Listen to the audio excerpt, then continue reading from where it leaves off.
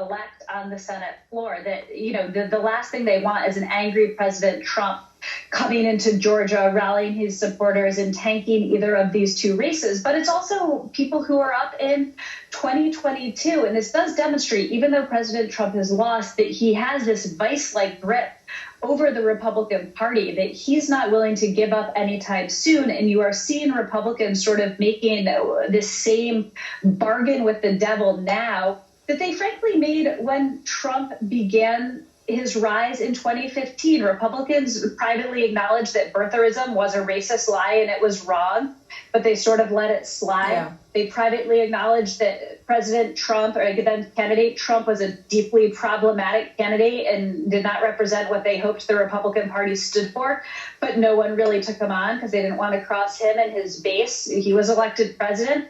And now even the people who, again, privately don't like what he's doing, don't like what he's tweeting, wish that they had just had 4 years of President Pence, are again sort of willing to let him do what he wants because they are afraid to challenge him, because they are worried that it could hurt their reelection chances. It could lead to a primary from Trump supporters on the right. So you're seeing the same thing play out basically 6 years later.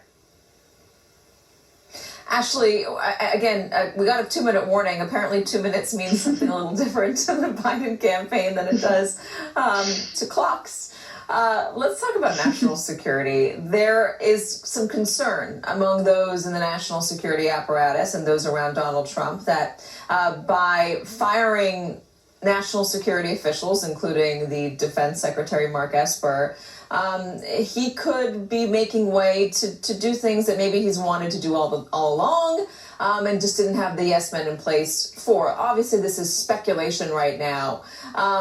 But tell me, the concern that you're hearing about a president who is untethered to, I guess, consequences as a lame duck for the next 2.5 months.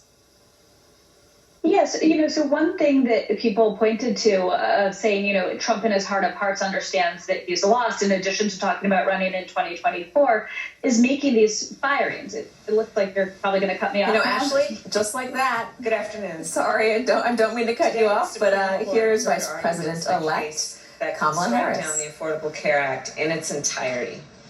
If the Supreme Court agrees with the opponents of the act, their decision could take health care away from 20 million Americans.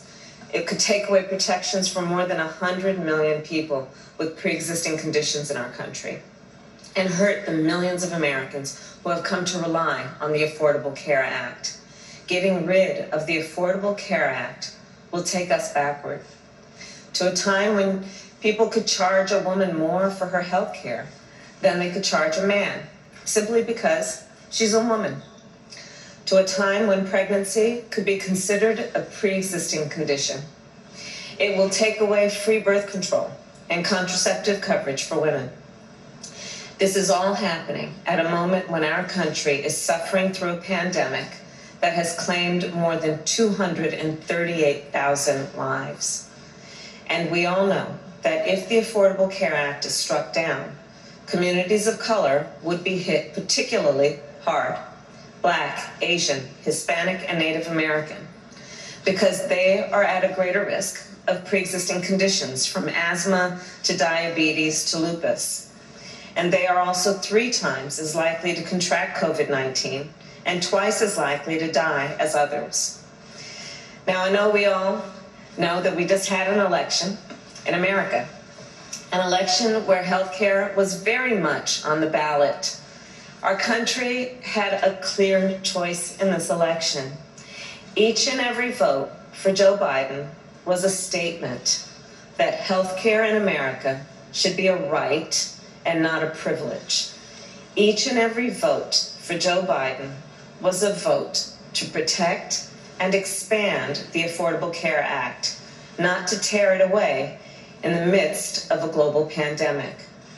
And Joe Biden won the election decisively, with more votes than have ever been cast in American history. It amounts to 75 million voices and counting, calling on the Supreme Court to see this case for what it is, a blatant attempt to overturn the will of the people. And the president-elect and I cannot let that happen. And now it is my honor to introduce President-elect Joe Biden.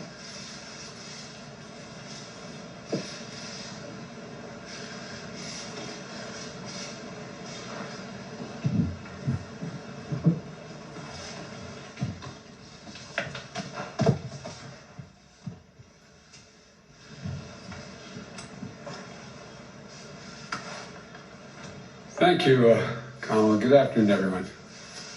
This morning, as was stated, the United States Supreme Court heard oral arguments on the case of grave importance to the American people.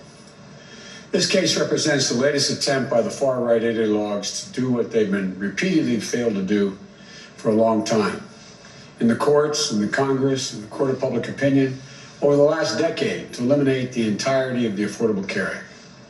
Twice already, the Supreme Court has upheld the landmark law, in 2012 and again in 2015.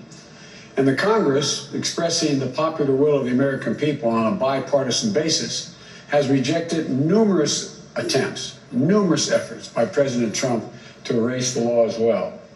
Now, in the middle of a deadly pandemic that has infected more than 10 million Americans, nearly 1 in every 32 Americans, often with devastating consequences to their health.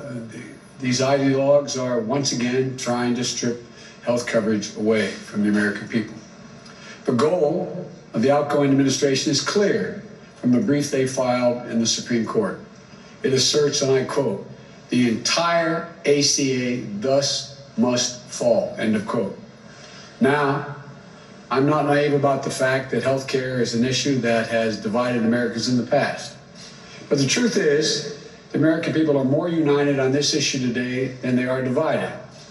Recently, as last month, a leading survey found that American people want to keep the Affordable Care Act in place by an overwhelming margin of 58% to 36%.